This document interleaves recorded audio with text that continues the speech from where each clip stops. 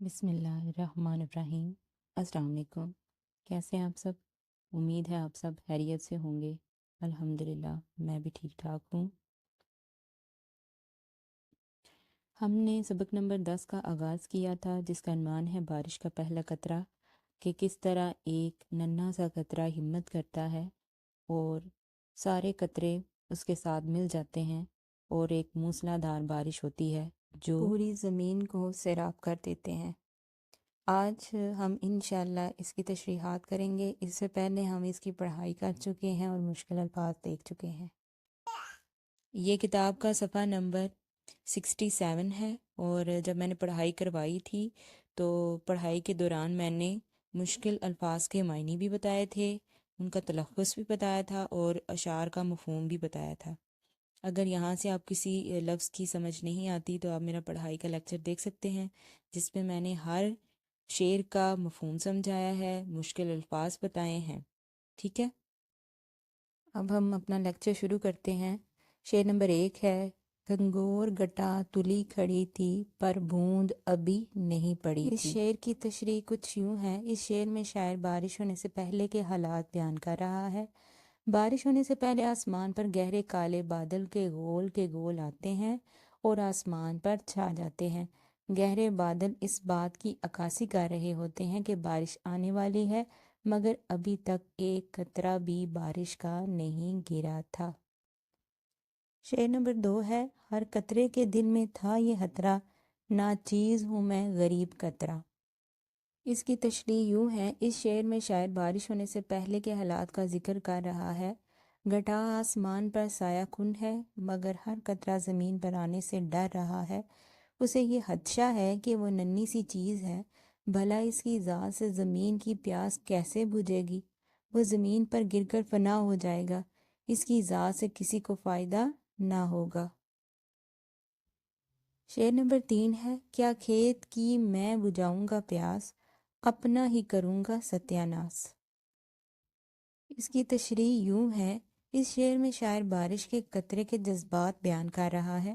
جو بارش ہونے سے پہلے ہر قطرہ زمین پر آنے سے پہلے سوچ رہا ہوتا ہے کہ میں زمین پر آ کر کیا کروں؟ میرے ننھے سے وجود سے کسی کھیت کی کیسے پیاس بجھے گی؟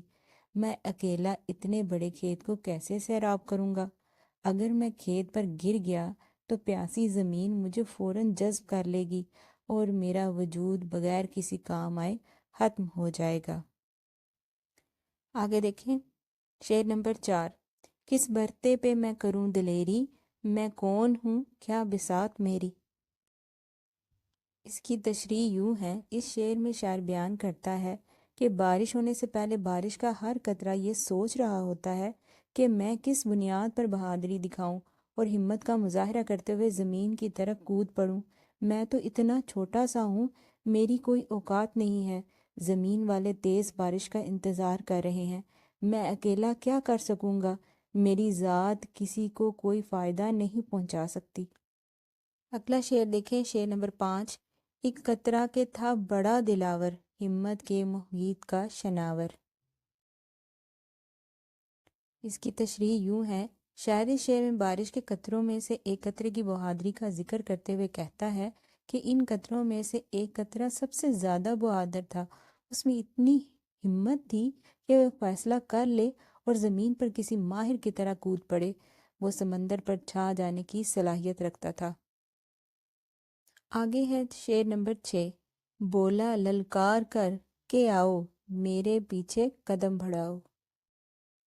اس کی تشریح یوں ہے۔ شاعر اس شعر میں کہتا ہے کہ سیاہ بادلوں میں چھپے ننھے قطروں میں سے ایک بہادر قطرہ جرأت مندی سے اونچی آواز میں اپنے ساتھیوں سے بولا، آؤ میرے ساتھ ہمت کرو اور کود پڑو، زمین کی طرف کود پڑو۔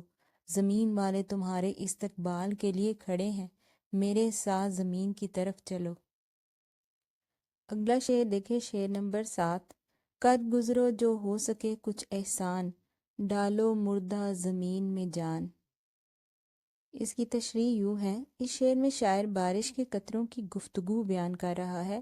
بہادر قطرے نے اپنے ساتھیوں کو ہمت دلائی اور کہا کہ اگر کسی کے ساتھ اچھا سلوک اور مہربانی کر سکتے ہو تو فوراً کر گزرو، نیک کام میں دیر نہیں کرنی چاہیے۔ تمہارے زمین کی طرف جانے سے بنجر زمین پھر سے زرخیز ہو جائے گی، پھول پتے اور کھیت ہرے بھرے ہو جائیں گے۔ اگلا شعر ہے، مل کر جو کرو گے جاں فشانی، میدان پہ پھیر دو گے پانی۔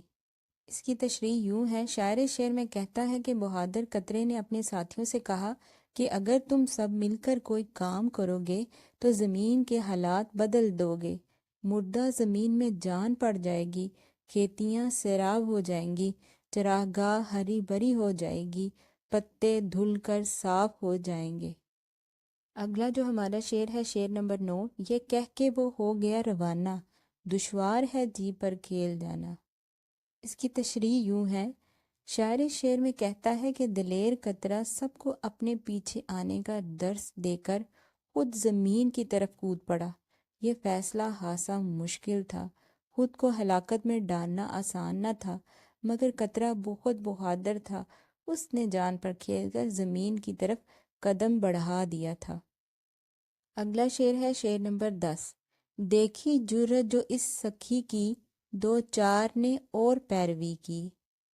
اس کی تشریح یوں ہے، شاعر شعر میں کہتا ہے کہ بہادر قطرے کے زمین کی طرف روانہ ہونے پر اس کی بہادری کے اظہار پر کچھ مزید بارش کے قطرے جرأت مندی کا اظہار کرتے ہوئے اپنے ساتھی کا ساتھ دینے کے لیے اس کے پیچھے چل پڑے۔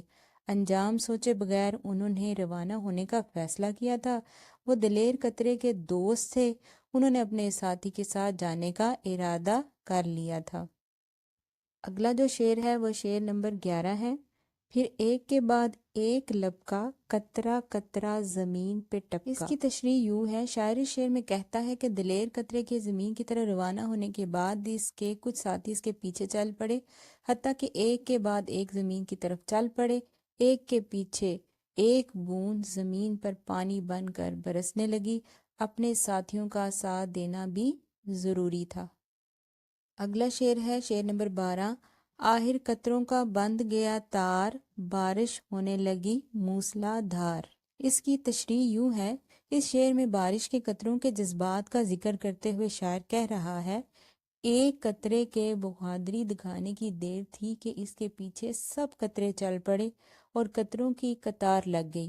ڈھیر سارے قطروں نے مل کر تیز بارش کی صورت اختیار کر لی اور زمین جل تھل ہو گئی۔ آسمان سے ڈھیروں قطرے کود پڑے جن سے پانی کا ریلا امڑ آیا اور ہر طرف پانی ہی پانی بھر گیا۔ اگلا شعر دیکھیں، شعر نمبر 13، پانی پانی ہوا بیاباں، سیراب ہوئے چمن خیاباں۔ اس شعر کی تشریح یوں ہے، اس شعر میں شاعر بارش کا منظر بیان کر رہا ہے۔ تیز بارش ہونے کی وجہ سے ویرانے میں بھی جل تھل ہو گئی، سوکھی زمین تر ہو گئی، باغوں، کھیتوں، فصلوں اور جنگلوں کے پودے پانی سے دھل گئے، باغ اور کھیت پانی سے سیراب ہو گئے، پتے، پھول اور درختوں میں تازگی آ گئی، پورا باغ نکھر گیا، ویرانے میں بھی بارش سے رونق ہو گئی۔ اگلا ہے شعر، شعر نمبر 14، تھی قحط سے پائمال حلقت، اس می سے ہوئی نہال حرکت۔ اس شعر کی تشریح یوں ہے، شاعر شعر میں کہتا ہے کہ بارش نہ ہونے کی وجہ سے زمین پر موجود انسان، حیوان اور نباتات خشک سالی کا شکار تھے، فصلیں خراب ہو رہی تھیں، پودے مرجھا رہے تھے، سمندری مخلوق پانی کم ہونے کی وجہ سے پریشان تھی، انسان گرمی سے بے حال تھے، زمین پر خشک سالی تھی، لوگ پینے کے پانی سے محروم تھے، بارش آنے کی وجہ سے تمام مخلوق فیض یاب ہوئی، فصلیں سیراب ہو گئیں، جنگل میں منگل ہو گیا، دریاؤں ندی نالوں میں پانی بھر گیا، انسان بارش میں نہانے لگے، حیوانات اور پرندوں نے اپنی پیاس بجھائی، اس بارش سے تمام مخلوق خوش ہوئی۔ اگلا جو شعر ہے، شعر نمبر 15، اے صاحبو قوم کی خبر لو، قطروں کا سا اتفاق کر لو۔ اس کی تشریح یوں ہے، اس شعر میں شاعر نے اپنی قوم کو اتحاد کا سبق دیا ہے کہ ایک قطرہ کوئی اہمیت نہیں رکھتا، مگر جب سب قطرے مل کر روانہ ہوتے ہیں تو موسلا دھار بارش کی صورت اختیار کر لیتے ہیں۔ اس لیے اے دوستو، اگر ترقی کرنا چاہتے ہو تو سب مل جل کر کام کرو، اتفاق میں برکت ہے۔ قطروں کی طرح متحد ہو جاؤ، تم ایک مضبوط قوم بن جاؤ گے۔ شعر نمبر 16 ہے، قطروں ہی سے ہو گئی نہر جاری، چل نکلیں گی کشتیاں تمہاری۔ ساری شعر کی تشریح یوں ہے، اس شعر میں شاعر یہ سبق دے رہا ہے کہ اتفاق اور اتحاد کا سبق بارش کے قطروں سے سیکھو۔